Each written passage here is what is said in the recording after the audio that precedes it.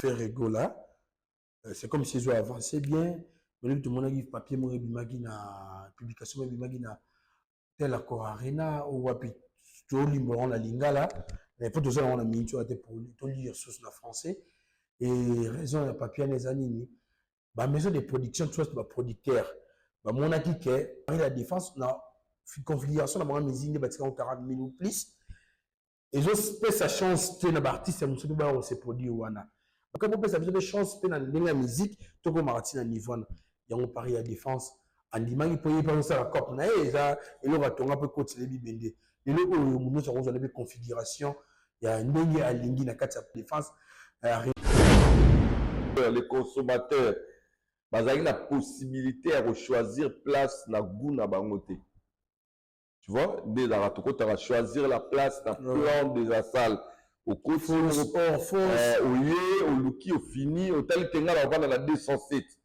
Ah, on va dans la tribune 207, au fini, à l'émission, c'est la possibilité dans Somba. Et ça, il y a la possibilité. Tout le monde dit que tout le monde est épuisé. Après, chiffre comme on dit, à qui 20 000, 10 000. Bon, la question, on a mis tout le bateau, on va chiffre. C'est mieux au tu l'as à mail. À ta mail, on va communiquer avec Bino que vendre ça, mais 20 000. Non, c'est déjà un sous-bassement. Oui, mais attends. Comment je peux passer à la télé dans le baguette fallait à qui 30 000 billets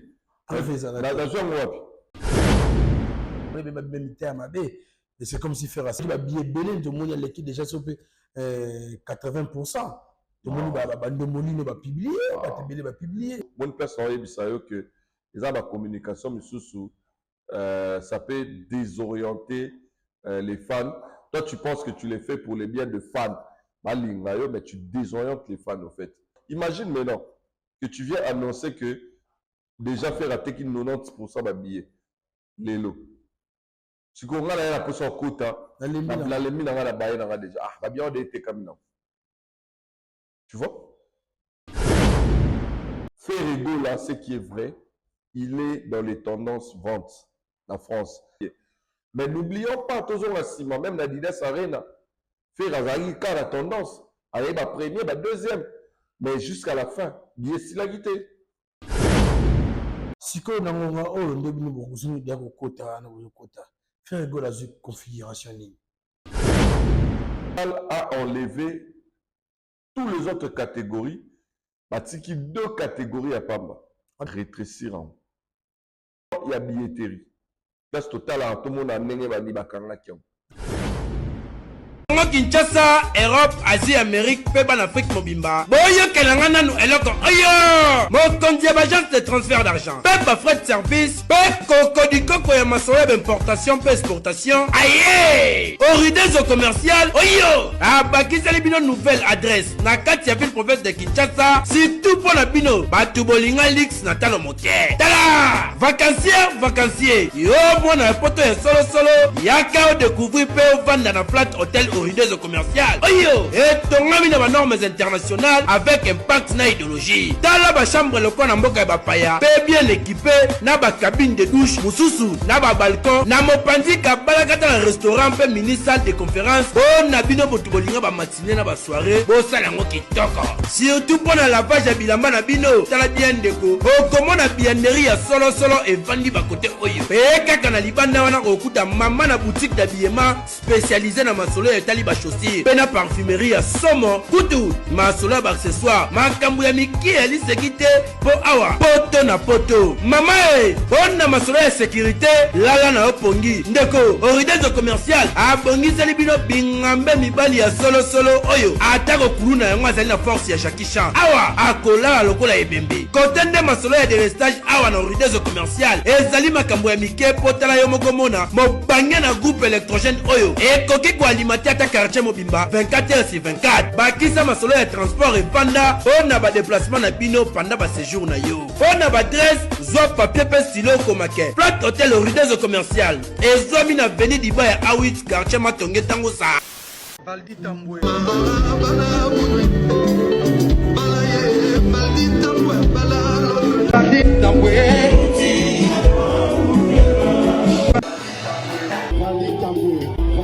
Voldy Tamboué. Voldy Tamboué. Voldy Tamboué, le journaliste intelligent. Journaliste intelligent. C'est Voldy Tamboué. C'est la mieux fois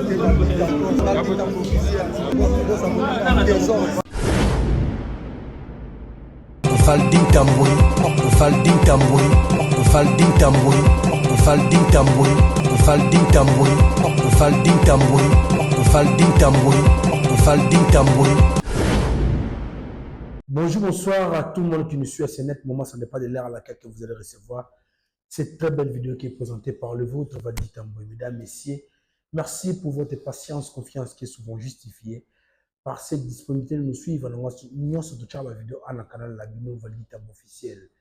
Veto en tout cas, et ça va bien c'est moi ça rentre surtout devant dans mandat côté là ba suggestion, ba remarque, ba préoccupation, ba proposition la bino en tout cas et l'accent vraiment qui est besoin pour ça mon salaire qui est liboso peut vous allez ko bunda to comme vraiment la standing de vous allez ko linga en tout cas merci na ba sur batika bisoté en commençant par maman Lisette Lokange, il faut une femme pas comme les autres la pessimbo te bon na Hervé Malenga pas français le directeur Blanqui Oredezo la pessimbo te kulutu na pessimbo te na kutunanga jojo à l'Italie à boutique d'habillement Kalza Touré croisement Kalembele Mouchi ndewonanga Joël Lofo le plus suspect de tous les Renois la kutunanga Papi Valé mama Bibiche Kouchenira la pessimbo te ndewonanga Clever Mavungu la pessimbo te na ba nyonso balingaka biso to après avoir ça ba tourner ba parcours na vie pour faire de Kinshasa les ngana mbila bino citoyen du ciel la c'est commande na bino pour bosenga nga citoyen pe ki na kitoko ya osaranate une tête bien faite à communiquer kitoko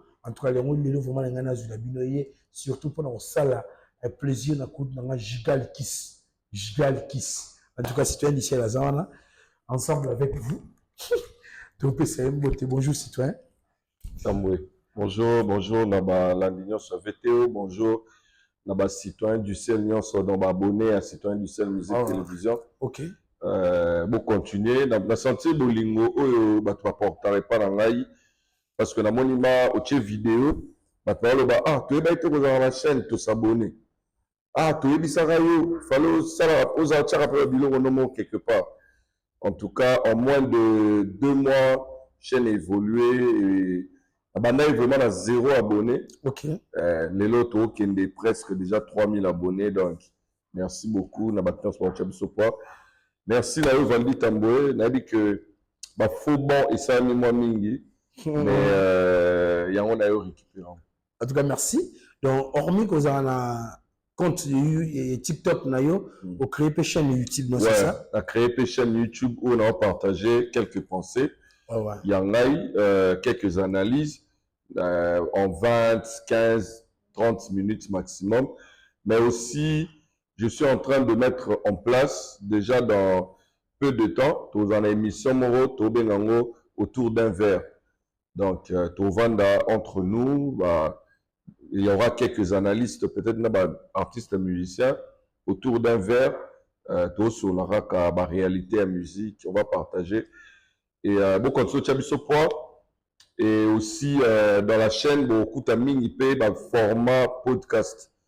On a ça là vraiment au bon moment là juste parce que moyen dans le quotidien mais on est en train de finaliser déjà quelques moyens techniques. OK. Donc on a plus dans format podcast et puis dans émission autour d'un verre. Très bien. Mais je connais bien de s'abonner.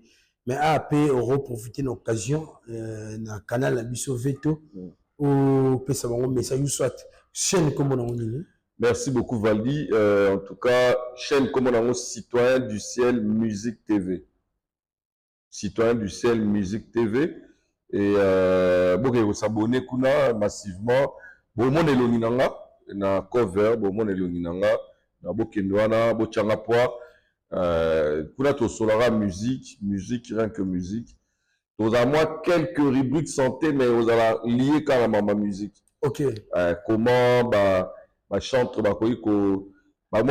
astuce pour garder la voix, astuce pour garder forme, mais ça sera beaucoup plus musique. Donc à partir de 2 semaines à Tobanda, on a un programme et on se mettre en place. Jusque là tu as une vidéo un peu amateur, mais après tout ça là vraiment effort pour que Marambo les gars bien. En tout cas, merci, citoyen. Il faut diminuer mon Mali en haute. Et les gars, c'est au Redeso. Mais ça, à haute, c'est moi, hein. Qu'est-ce qu'on a climatisé artificiel? Vous avez hiver, mais moi, genre. En tout cas, merci, Nicolas Pelle, nous connaissons Alexis, et Chassagi chaîne, en tout cas. Beaucoup de s'abonner massivement. Oh, Azan chaîne. Bon, chaîne, les gens, Azan, on a Sika. Il y a des temps, c'est un problème. Moi, on a évité. Mais on dit Alexis, officiel, en tout cas, beaucoup de gens, beaucoup de poids. Pour les pays à Tchada, parmi les bateaux, à moi, brique, ouais. Dans la validité officielle, dans tout ça, ça n'a pas qu'à Bolam. Et ça va bien.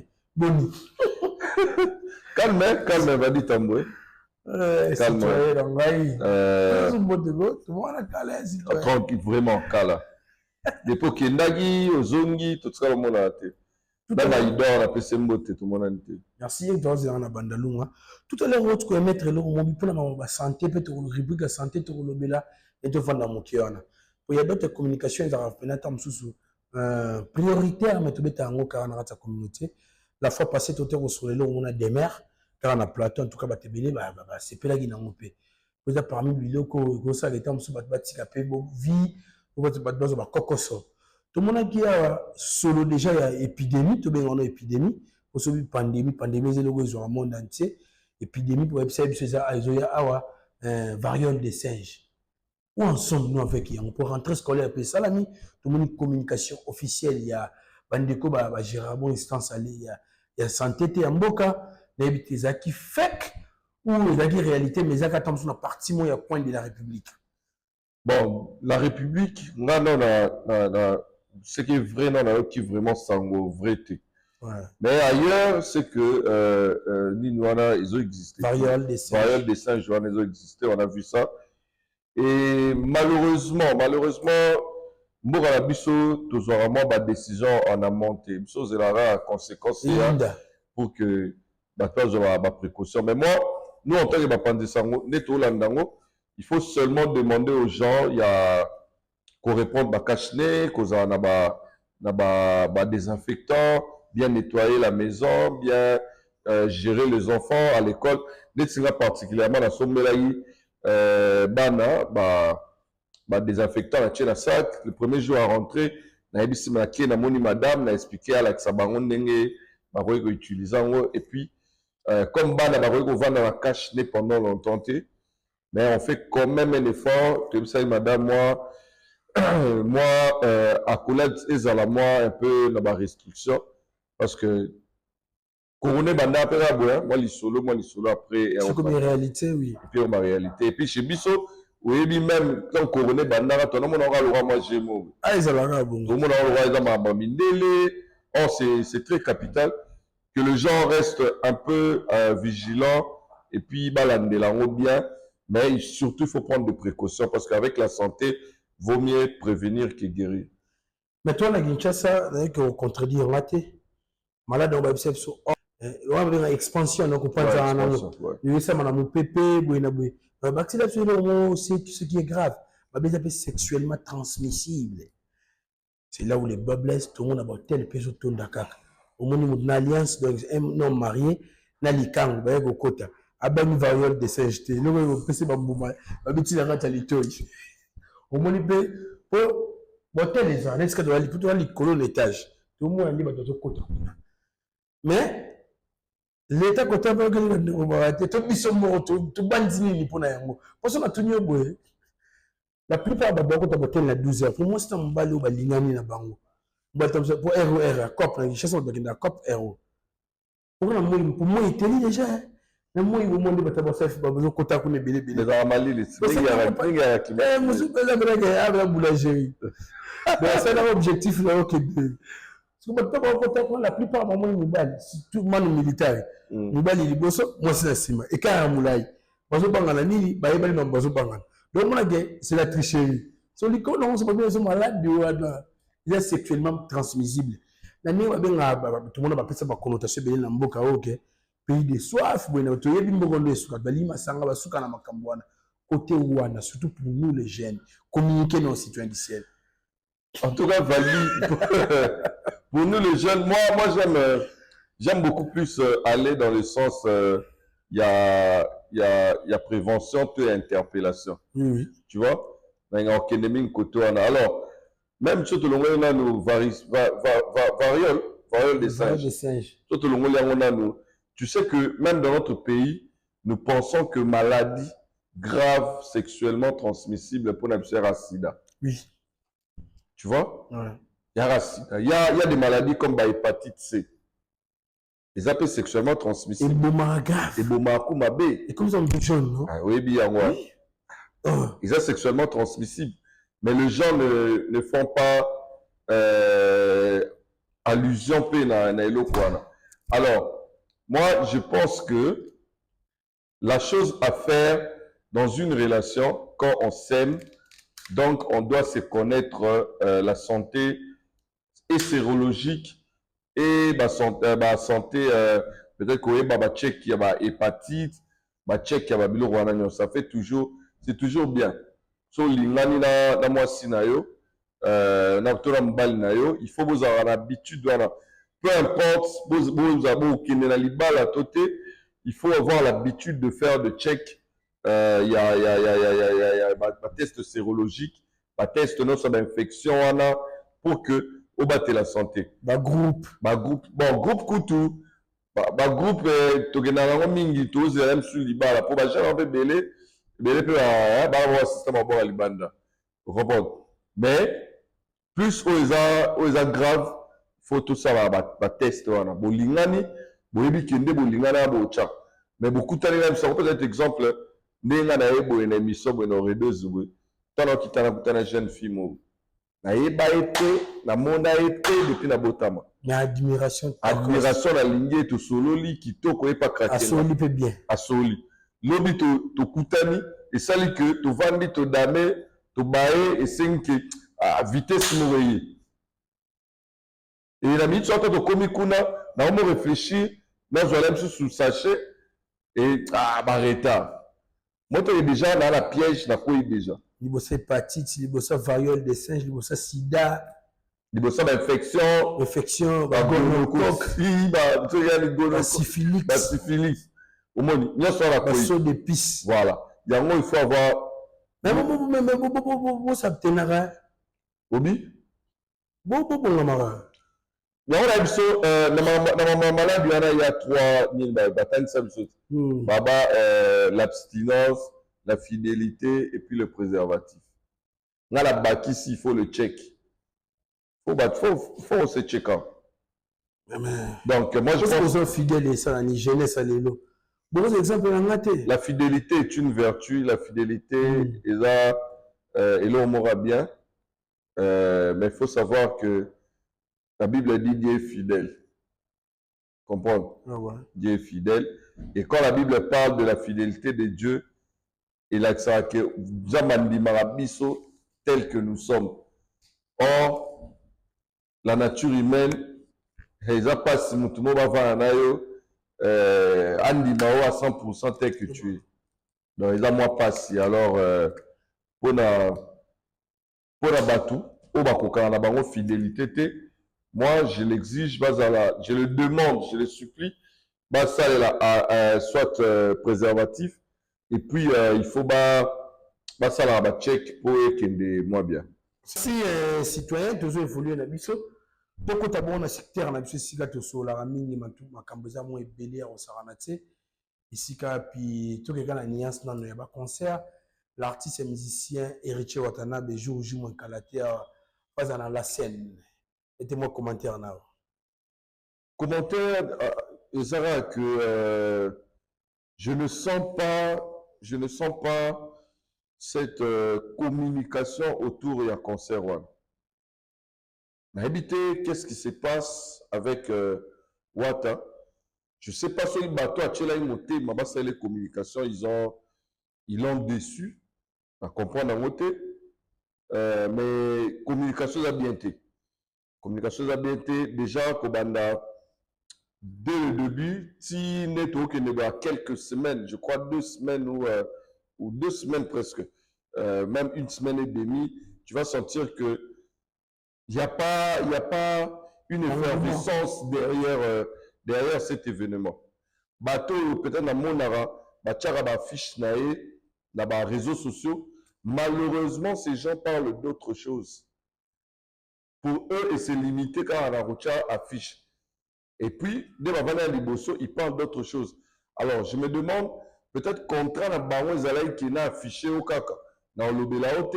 Est-ce que héritier, qu'est-ce qu'il a fait, qu'est-ce qu'il est en train de faire? Comment il gère ces secteurs-là?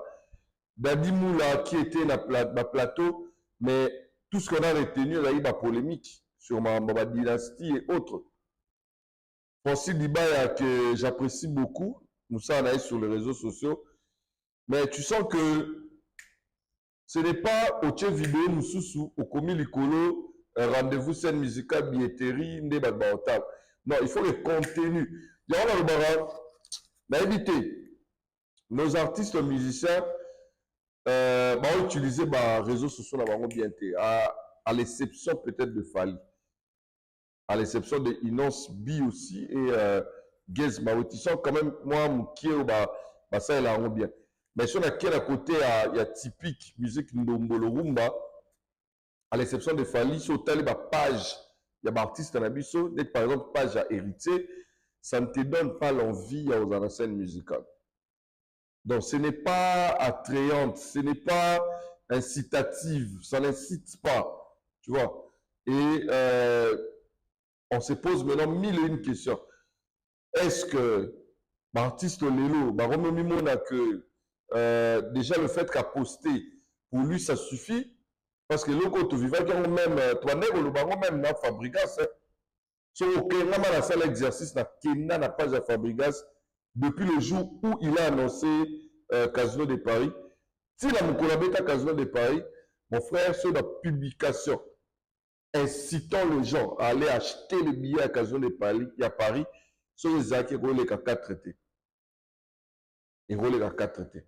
Il n'y a pas. Donc, ils ne savent pas créer des activités autour. Il y a ma grande date là-bas, ma grande salle là-bas. Et ce qui est encore dommage, quand ils programment ma date, on s'attend 8 mois, soit à annoncer un concert, on a 8 mois en avant. Alors, on va là 8 mois, on va taper concert ou super. On s'appelle ou super, mais il y a 8 mois, on peut préparer à nous les mots. Or, quand tu organises des projets qui accompagnent ton grand événement, ça incite les gens. Imaginez que pendant que tu uses la scène musicale, peut-être tu as télévision, peut-être tu as cabaret sauvage. À répéter la djonga. Bon, répétition, on va répéter. Pour répéter la djonga, la personne ça répétera. Comme c'est une répétition, ça n'aura aucun impact. Mais moi, je pense qu'il faut. Bon, on a repéré ce exemple Moussoussou.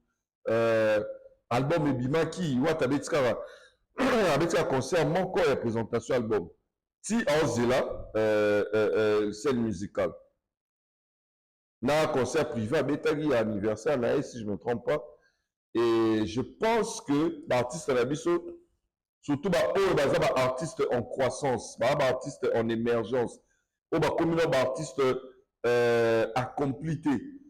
Parce que il y a des artistes oyo sotali data na bango sur influence na bango na ba réseau, influence na bango na ba plateforme de téléchargement. Il y a ceux qui sont considérés comme des artistes en croissance. De bazo croître, bazo mata, bazo émerger. Tu vois? Alors ces artistes-là doivent savoir comment entourer événement d'abord, grand événement d'abord.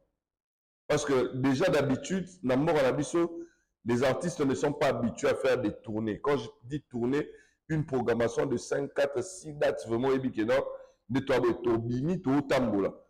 Tu mets ça là, sur la kepoto, tu vas remettre 6 mois la poto, tu vas mettre les mi-balles. Ok. Ou etikali studio, na Kotambola, émission et autres. Alors déjà, tu auras l'habitude de rater. Il fallait que Bango. Et c'est tout le monde?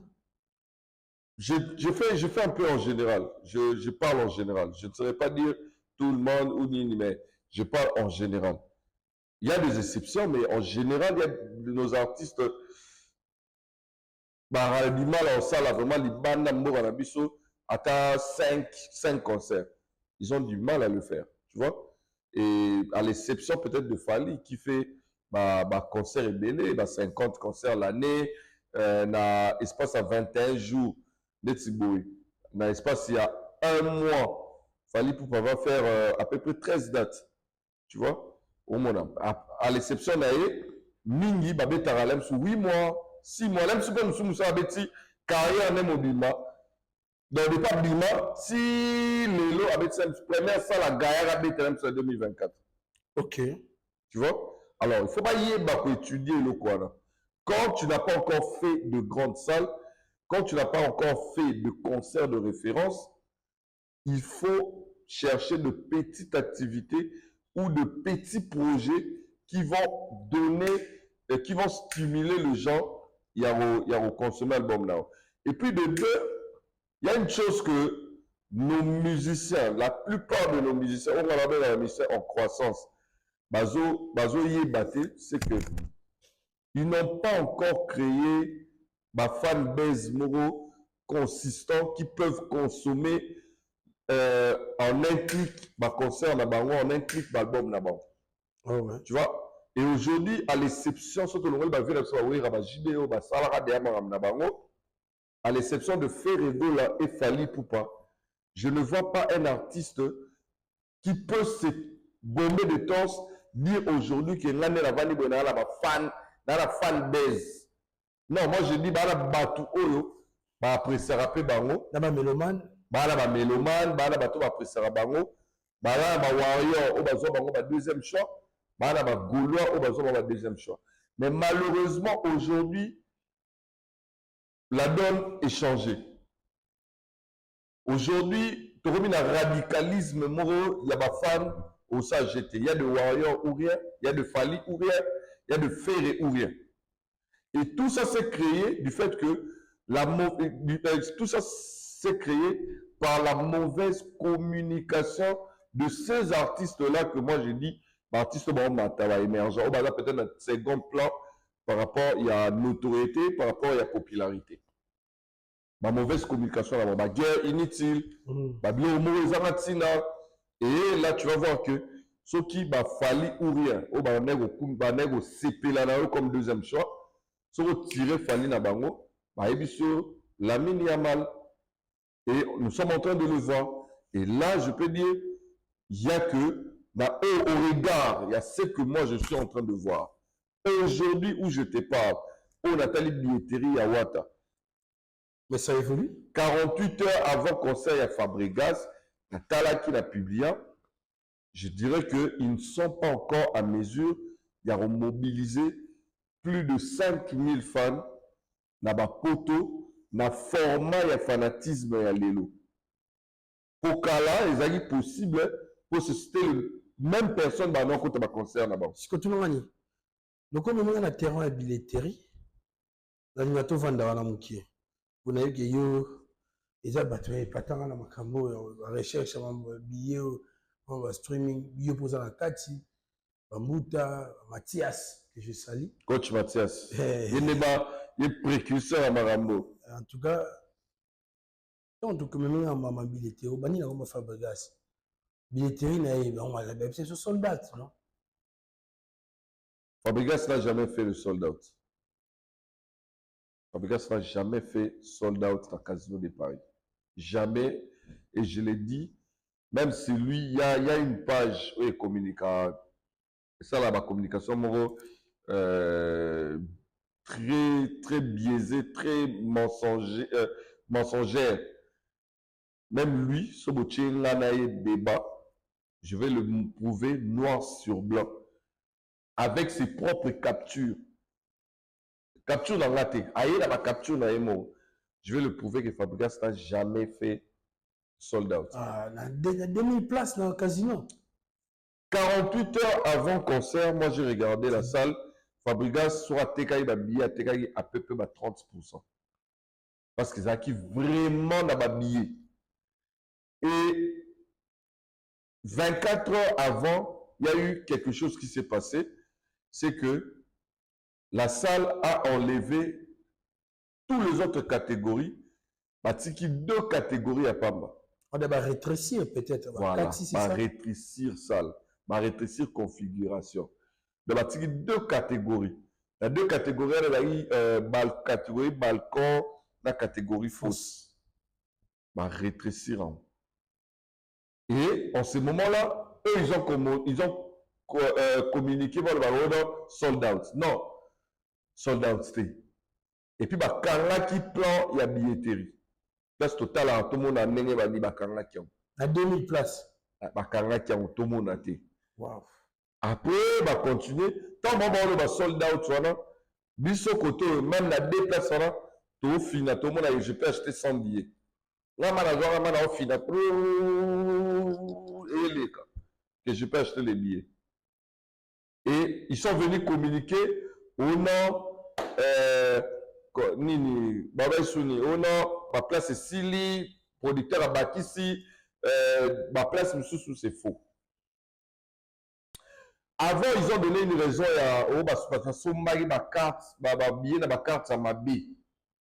non. Ils ont fait sortir le billet et Bimaki. Peut-être comme un restaurant, mais allez, ils ont prévu qu'ils ont mis les sous. Mais ils ont communiqué que la carte c'est faux. Si la carte c'est la carte na sombi. Parce que les années cartes ça on a perdu, il y a ça, les artistes étaient. Pourquoi ça m'a bien nini? On a l'état na salle de fond d'abord l'état que ça enquête na. On a banquier de profession. Et ça là hacker musuba ka frappe avec ma carte à mbata. Par contre ça va distributeur libino là tout. Là voilà ce qui ils ont là. Et puis quand vous achetez la carte, c'est un système crypto-monnaie, donc c'est-à-dire en digital. Quand on cote carte, on a numéro carte, on a billetterie, et que vous validez, vous imprimez le billet, c'est fini. C'est fini. C'est fini. L'argent est coté dans la compte. Si on va remarquer qu'on a que c'est fini. Et puis, de telles histoires graves, où on parle de la piraterie sur base, on parle de hacker sur base de la carte électronique qui se passe dans une salle mythique en France que les journaux n'en parlent pas. Que les journaux n'en parlent pas. Vous en avez les boules. De tout vendre Maboué, Casino de Paris, au fabricant ça va une salle mythique. Frapper Barreau. Par le moyen, ma carte bancaire, tu vas à la TV5, tu monité. Tu vas à la Canal Plus, tu monité. Tu vas dans les chaînes mobile, crime, tu monité. Ah, frère. Oui, c'est l'actualité. Ils arrêtent de nous mentir. Toi, les billets étaient camaratés. Les billets étaient camaratés. Allez, ça là, on va commencer en configuration théâtre. Configuration théâtre, configuration 600 places. 600 places. Voilà. Les 600, on a peut-être. Et tout le monde pété. On a eu une estimation qu'on peut s'absorber. Non, je ne saurais pas estimer dans un menteur. Et dans un menteur. Les exercices échantillons dans la mathématique. On peut ça nous moni boyko. Bon, exercice de chantier, faut nous capacité maximale. 600. Et puis voilà, tu as bien une capacité maximale. Et puis il faut quand même jauger de capacité de mobilisation. Tu vois? Le roi pour moi, sur Nathalie Bongo, selon moi, on va faire l'émission Mon Chérie. On va avoir 10 à 20 personnes. 20 personnes, on va aller comme un sniper. On va avoir une force. Donc voilà. Merci les banquiers, toujours évolué dans le biseau. Le matin, on doit bien déjà le banc mon technique comme la crypto-monnaie. En tout cas, merci les banquiers. Toujours évolué, mais tout ça, car on a mon billetterie. Na sepele comme on a TikTok, c'est comme si moi, j'ai besoin les antivaleurs, et je place ma casse pour les valeurs, même ma fan artiste. Mais quand on entend la bine, on a une évolution quand même avec des communications constructives. En disant par exemple, battre les gens entre billetterie et Europe, la billetterie et États-Unis, Amérique, na Canada, tout ça, ça va, on a un grand monde, c'est le mot. On a grâce au tété. On a un mandine, ma sende. Parce que tu vas côté. Pardon, c'est ça. C'est plus la méthode, on a besoin d'en être. L'artiste Michel Fali Poupa. On a tourné, au Bandawa, puis la grand monde, ailleurs, sous le monde. C'est comme si on a éveillé la conscience. On a billetté, tout le monde a une carrière, on a lancé quand on a une évolution. Commentaire en ailleurs. Fali Tamboui, tu vas me supporter un peu. Pas de souci. Tu vas me supporter. Éveil, jusque-là, je n'arrive pas à comprendre qu'est-ce que les gens appellent par éveil sur base de la billetterie. N'habitez l'on va bien éveil. Dans mon mingi langage, Joana, dans cet exemple, bah ouais, on la distraction, bola muka, bah gola, la distraction, bola muka. Je me demande maintenant, bah toi, bah ouais, on la distraction, bola muka, bah gola, la distraction, bola muka. Bah le baron sur base de quoi? Il va quantifier sur base de quoi? Parce que, les warriors qui viennent dans le concert de Fali, ou nous sommes un concert à Fali, dans les réseaux sociaux, n'est pas TikTok, voilà. Par contre, on a 2%. On a 2%. Et puis, dans les warriors, on a Congolais. Par contre, on a 40, à 30%. Oui, Tikali Pays a la communauté, monsieur. Parce qu'aujourd'hui, Fali, c'est un artiste global. Un artiste panafricain. Alors, je me dis, ils le disent par rapport à quoi? Parce que Moni peut-être fan, ma solo misusu, et ils se disent non, c'est comme ça que vivent les fans. Les fans vivent comme ça. Tu ne diras pas à un supporter du Real Madrid, oh fan les solo, peut-être que on comparer peut-être Vinicius na Lamine Yamal. Avant de solango qui est supporter, voilà, faux supporter, la distraction. Pardon, avant évolué, au PC, c'est par exemple la guitare quoi. Est-ce que y a des gens qui les a là? Non, bah ça a chance, pas batamaïle et mobilité. Tout coûte en pour tout ça la distraction, tout ça là, il y a 24 heures sur 24. Et le gars sur TikTok, dans mon live, nous sommes bandés banda.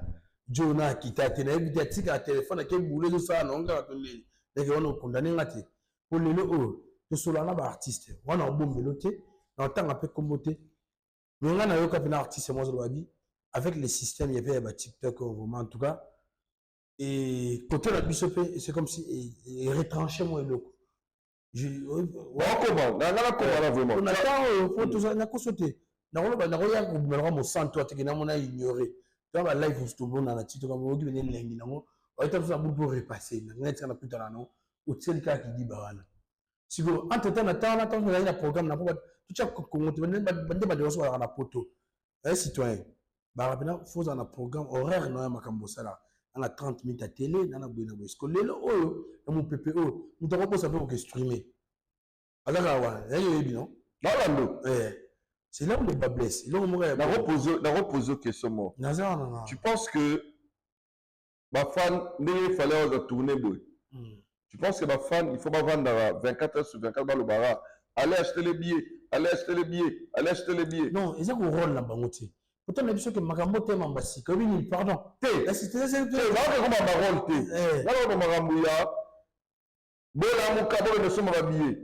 La question.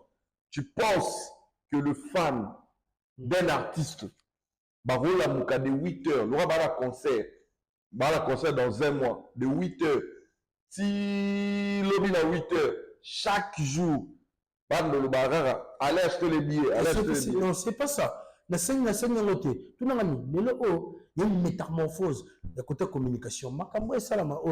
Sauf que au comprendre. Pardon. Pardon. Les plateformes, les TikTok, les alatés. Les gens sont dans même grammaire. À comme taper dans live, la compte n'a pas de oh les communes à mon rappel. Moi, je ne sais pas, à l'époque, je ne sais pas, je vais charger la communication à n'engagé pour les lobbies de ça là. Tu as l'obligation de participer à ce que tu as dit. Le mec est comme un journaliste, lui c'est un journaliste. qualifié, to communicateur, moi, je fan au matélé, à soin Et ça, là, moi. oui. Oui, mais kuna ce que là, monde il y a libertinage. Il y a personne qui a réglé Mouninga, tout le monde a canalisé Mouninga. Et c'est comme la porte de l'église catholique, elle est ouverte pour tout le monde. Donc tout le monde peut retirer ma bonté, tout le monde peut se bailler évidemment peut comme une communion. Est-ce que évident? Et on a expliqué au bout. L'on c'est quoi? Il faut que les gens comprennent que, de un, dans les réseaux sociaux, nous utilisons des comptes. Et chacun, tant a formé le compte, Aébi, comment il va utiliser son compte. Aébi, et bon, là tu as la terme, la binoire, bien qu'ils aient la propriété. Aébi, ligne éditoriale, comment il va amener ça. Je vais te donner un exemple. Pendant que Fali devait faire LDC Arena, Bordeaux, il y avait toujours le même message. Et j'étais déçu de voir même de grandes personnalités proches des artistes que ça va communiquer officiel dans ma page de Bango, que ma fan de distraction au ta musique de 24 heures dans ma live. J'étais très déçu. Pourquoi? Très déçu. Pourquoi? Parce que tu ne peux pas, d'après cet exemple, Fali Poupa. Fali Poupa a des millions de fans partout dans le monde.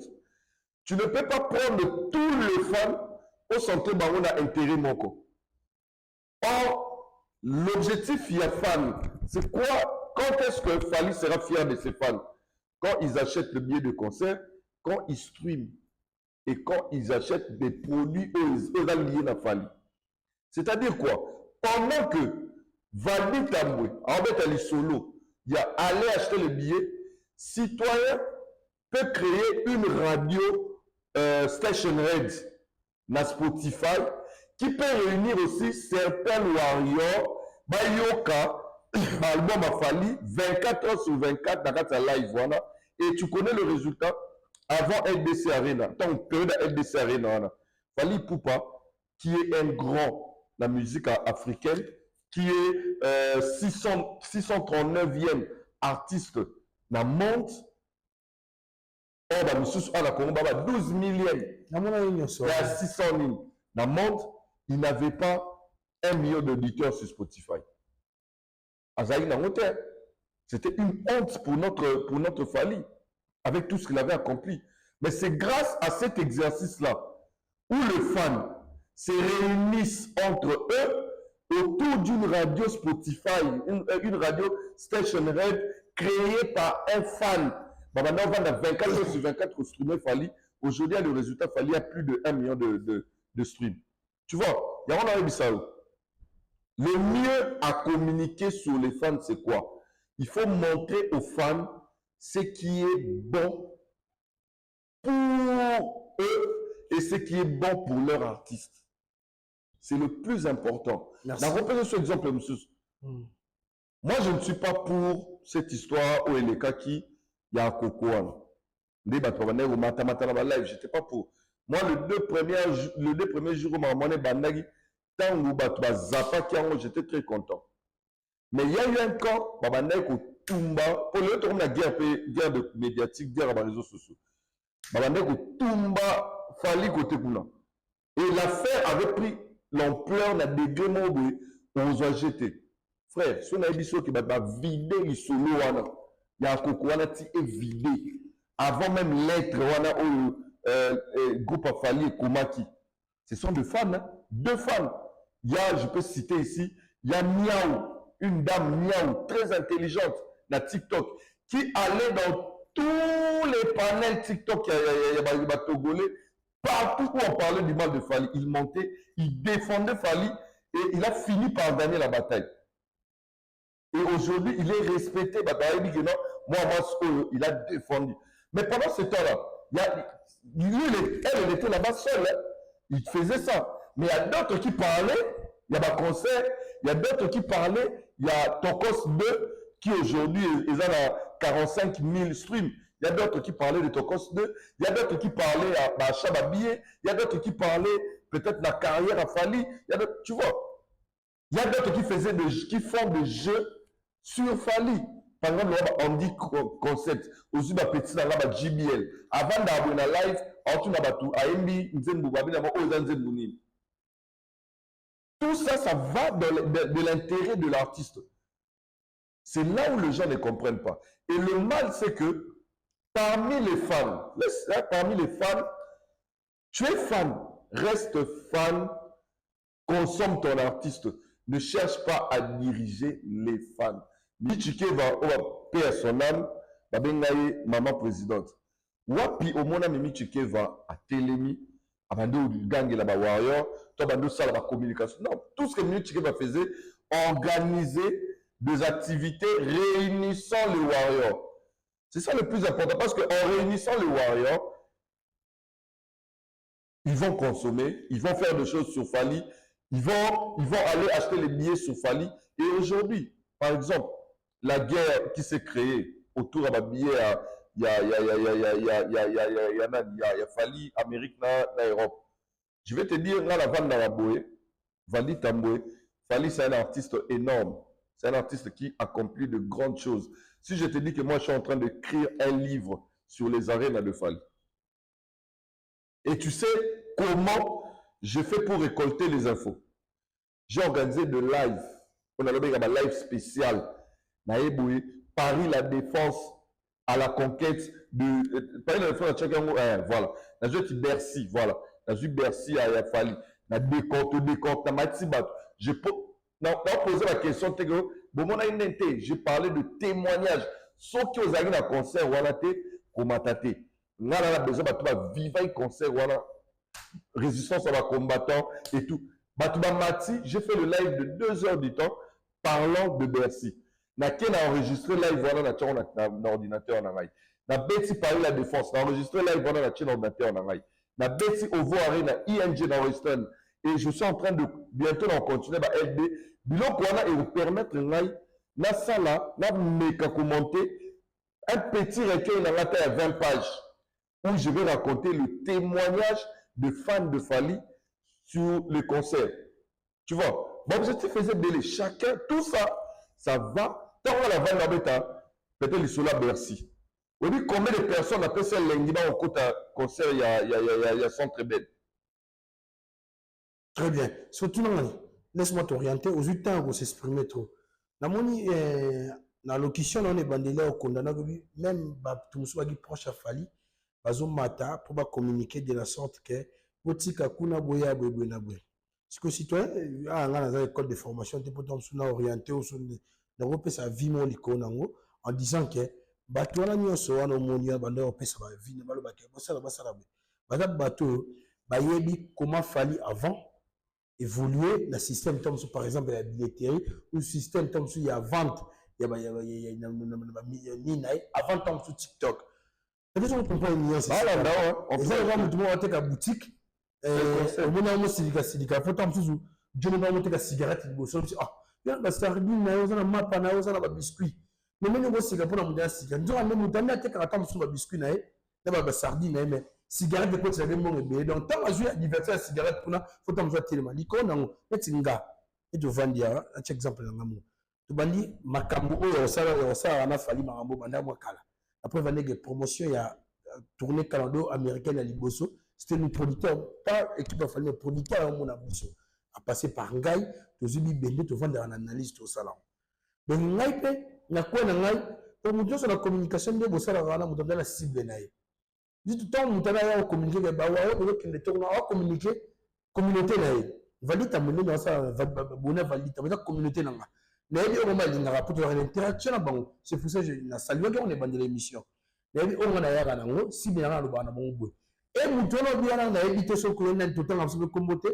peut-être tant à comment gagner intérêt moi à chaque fois qu'on fait la note attention des événements les bandeli sera sali non moi attention message dans le évolution dans nos arabes et on peut-être avec communiquer de la sorte donc pour condamner nous on autant de tête beaucoup d'argent. Non bon écoute moi je ne condamne pas je donne un avis. Les gens le mabé hein. La zone exemple tu as parlé de boutique hein. Oui.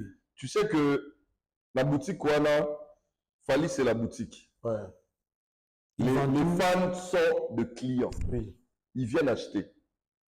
Frère, la boutique Nayo, Si vous remarquez par exemple que ma client na yo, ma zoya peut-être que somba les sous la fréquence au bon on net au 100 par exemple 100 basket.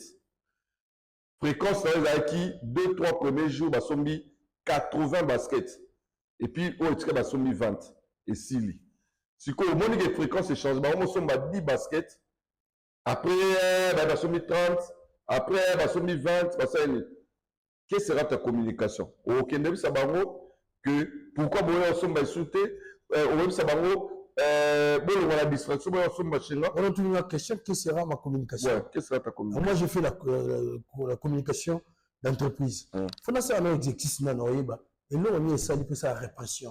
Et là, on sait la web, on a la route, pas na yo. Voilà.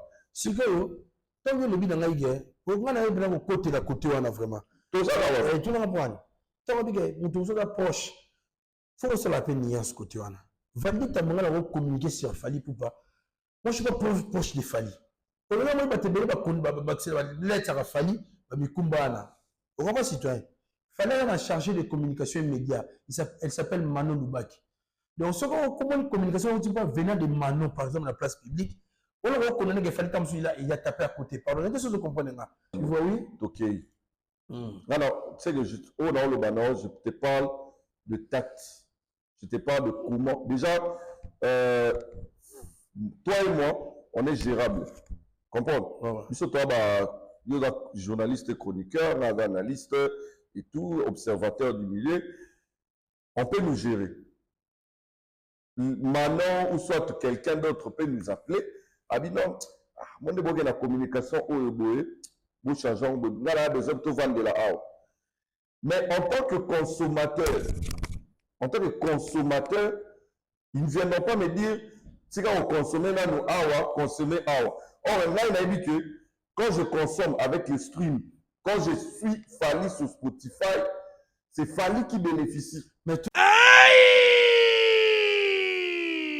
Bana poto, bana Paris, bana mokili mobimba. Tala restaurant oyeli biso bilubi ya kitoko. Yengoyo! Restaurant chez Franck Poutou FM. Eyeli biso cuisine africaine. Oyezali na ba spécialiste. Ba yebi kaka kolamba biloko oyetali ba africain. Yo muto lingaka mbika, matembele, ntaba, mbisi ya kokauka, nzombo, ngulu, madesu, yebake awa okokata musapi po balamba rango kitoko. Okanise suki bongo.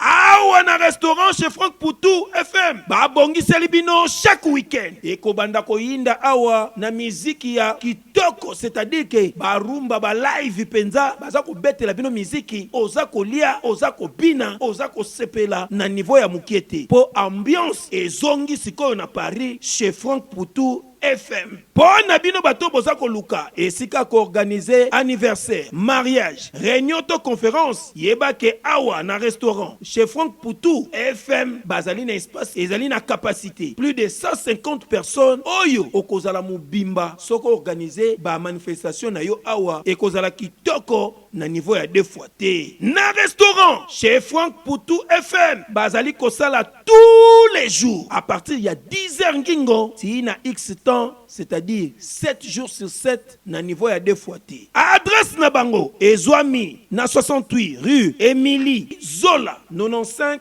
870 Benzone. Pour la réservation, au benga na numéro ya téléphone Oyo plus 33 76 72 83 097 Ozamo Bimba. Na restaurant chez Franck Poutou FM. Non, bangonde bavandisi masolo ya bilubu pena akei ya 2 fois te. Surtout makambo ya ambiance ya Paris et kominde kulalawa. Na restaurant chez Franck Poutou et Kiyezongi. Wow. To changer absolument. Toujours évoluer. Bavandi ba comprendre que si ba comprendre c'est ba batondi na concert, tout la concert ba batondi mais la période douane ya concert. Hein, tout ça m'a billet vraiment, tout ça m'a billet, tout conseil de tondi et tout, mais tout est dans la charte. Il y a des semaines, il y a des mois, artiste nous a sur la charte, je vais encore condamner. Donc il faut qu'on balance la communication.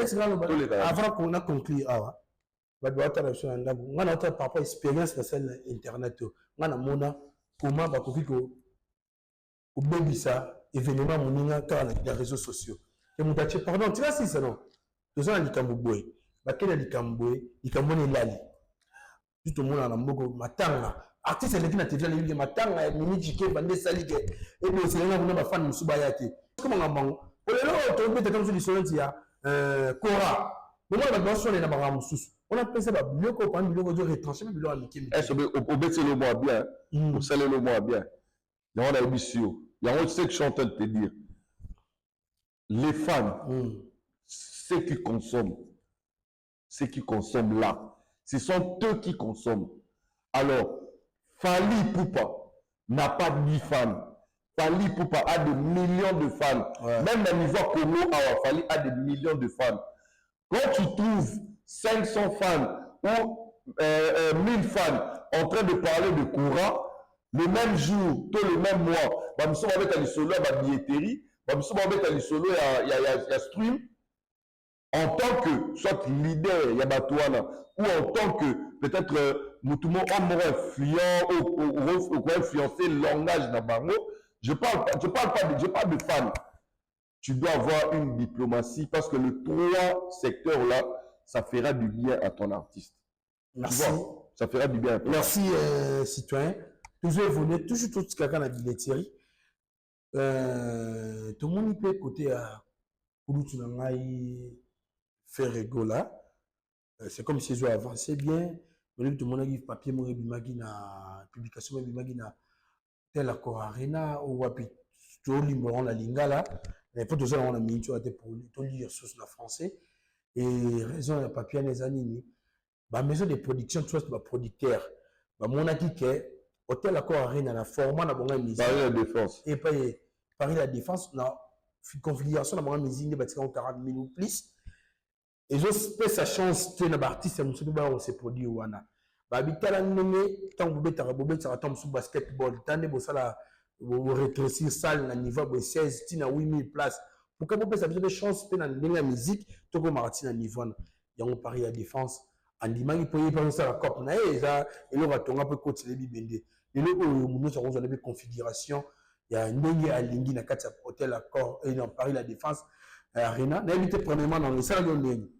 Oui, mais ça l'a bien, parce que Paris la Défense, la plus grande salle d'Europe, c'est un rêve pour les artistes internationaux, les artistes surtout aussi africains. Très bien. Et du fait que Fally, Burna Boy, Babeta Kuana, c'était devenu aussi un rêve pour nos artistes.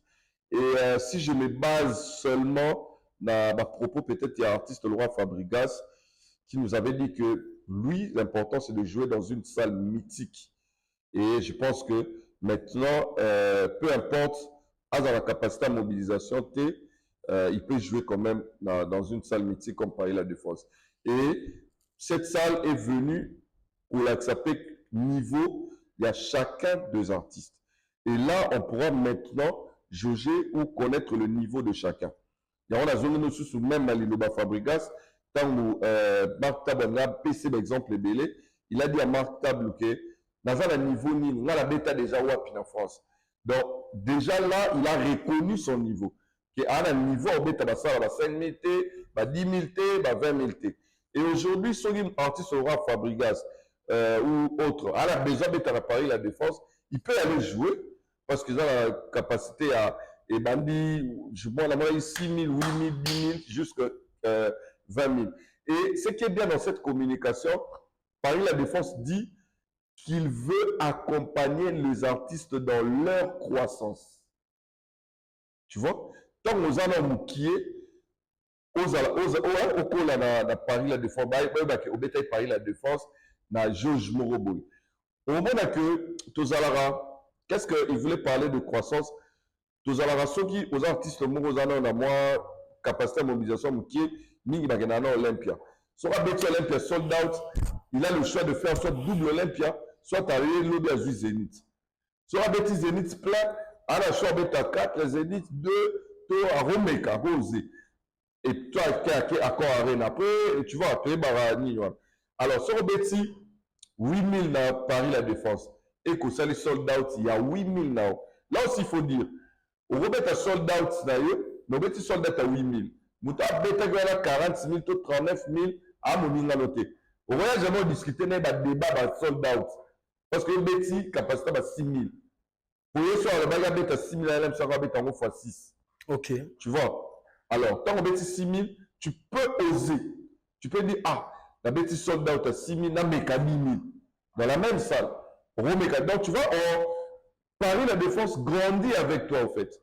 Azo aider la croissance. Et c'est quelque chose de bien, surtout pour les artistes à la Bisso. Par exemple, Fabregas, là maintenant, sur la CIC Zénith de Paris, il peut oser remettre Paris la défense parce que lui-même, il a dit, son souci, c'est de jouer d'abord à salle mythique. Peu importe la capacité des gens qui seront là, il y a à Betty Naye, à Sepeli, et tirel la histoire qu'à Betty salle mythique. Toujours à l'isolo, il y a Ferré, Paris la défense. En tout cas, moi, débat, moi, les qui me connaissent, qui a pas place, il y a configuration au monde en a mais habité bête selon moi, l'isolo, ok. Ah, si tu es beau, ils ont caboté. Les autres, ils ont pas exprimé. Mais sinon, il y a un petit peu aussi batté. Alors, ils ont pas exprimé. Tout que ce soit, on a fait sur le TikTok. Ah, Valdi. Bon, oui, c'est une réalité. Qui que la site, il y a Paris la défense et puis même la ticket market, on n'avait pas la possibilité de voir comment. Bon, il y a la possibilité de voir la possibilité, les fans, les acheteurs, les consommateurs, ils ont la possibilité à choisir place na goût na bangote. Tu vois, dès la tu vas choisir la place dans plan de la salle. Au côté, au Luki, au fini, au tel que on va dans la 207. Ah, on va dans la tribune 207, au fini, à l'émission, c'est la possibilité dans Somba. Et ça a la possibilité à te. Et Bissot peut te profitera, quand tu as la kuna, peut-être comment ça évolue. Et ça va quitter. Après, tout le monde tout le monde épuisé. Après, chiffre comme Bima, à te qui 20 000, 10 000. Bon, la question, on a mis tout dans le bateau, on va chiffre. C'est mieux, au-dessus de ta mail. À ta mail, on va communiquer avec Bino que vendre ça, mais 20 000. C'est déjà un sous-bassement. Oui, mais attends. Comment je peux passer à la télé, dans le bagage, il fallait à te qui 30 000 billets. Dans un wapi. Sous un wapi. Dans un sous un wapi. Moi, dans la preuve, moi, la chombo na ngai, nga la komela Arkea ou à Bordeaux. Sauter dans ma page, la komela bango, la chombo na nani. La komela bango, je ne comprends pas. Pourquoi la site ya Gérard Drouot, ba billet za mukie. C'est de ce long la site kuna est belé. Ba répondant là, ba sanga non, c'est fié dans site où ya biso. Et puis j'ai compris que Gérard Drouot a ba pack VIP et tout. Tu vois, Tokomara. Alors, bon, par contre, la biso mail. Tu vas l'exhibition ta sous base. Attends le moment que non, producteur a Komaki, dans répondre à billet, c'est qu'il 20 000 billets. Mais sur base de quoi ça t'aurait jugé que 20 000 billets. Et par là, je vais dire, moi je pense que là, il y a moins manœuvre, moi, Salamaï, comme les lots, les gens sont assoiffés à sold out. Les gens sont assoiffés, il y a complet. D'abord, on a complet. On va complet, on paye ça, on va compléter. So, mon catégorie épuisée, le but est à complet. Au moins, la voiture est épuisée dans l'exposant 2. Surtout dans la légende dans Seba Komara, les places ne sont plus disponibles, mais on va rajouter des places ultérieurement. C'est là, selon configuration, selon disponibilité au Bachaki. Même si Bachaki n'a pas 10 billets à Pam. So, si le Bachaki est épuisé, après, tu as 26 sous 10 billets. Bachaki est épuisé. Mais on te donne un complet. Il faut que les gens dès ce côté, ça paraît la défense. Hôtel concert à Taïk, au moins on les bâtiments on m'a bas en moi rouge. Donc on a complet, ouais, sous tes autres cliquer dedans. Si on a une photo, on a pas congolais même terme et c'est comme si faire ça. Billet belé, tout le monde a l'équipe déjà sur 80%. Tout le monde va bande molino va publier, va belé va publier. C'est une communication. On a vu sur la communication. Bonne personne a dit que les la communication mais sous ça peut désorienter les fans. Toi, tu penses que tu les fais pour les biens de fans. Mais tu désorientes les fans, en fait. Mais tu désorientes. Imagine maintenant que tu viens annoncer que déjà faire rater 90% de billets. Les lots. Si on a la poste en quota, la lemine dans la baie dans déjà. Ah, va bien on était comme non. Tu vois? Yo c'est là on va dans ces pays là, mais au boumi événement. Tous à la vraie, tous à la réelle. Ferrego là, ce qui est vrai, il est dans les tendances ventes en France. À Bané 4e, à qui 3e, 2e, les lots, on a sur 2 jours à la premier. La tendance vente. Bravo! C'est-à-dire que Ferré est en train de mobiliser les gens, mobiliser au billet. Mais n'oublions pas, toujours à Sima, même la Didas Arena, Ferré a car la tendance, arrive à premier, à deuxième. Mais jusqu'à la fin, billet si la guité. Jusqu'à la fin, billet si la guité. dit à quoi? Il a dit à capacité de mobilisation. Peut-être tu as la capacité de mobiliser 6 000 personnes et non 10 000. Peut-être tu as la capacité de mobiliser 10 000 personnes et non 20 000. Peut-être tu as la capacité de mobiliser, je peux te donner l'exemple, par exemple, à Bordeaux, Fali Poupa. Ils ont un terme sous.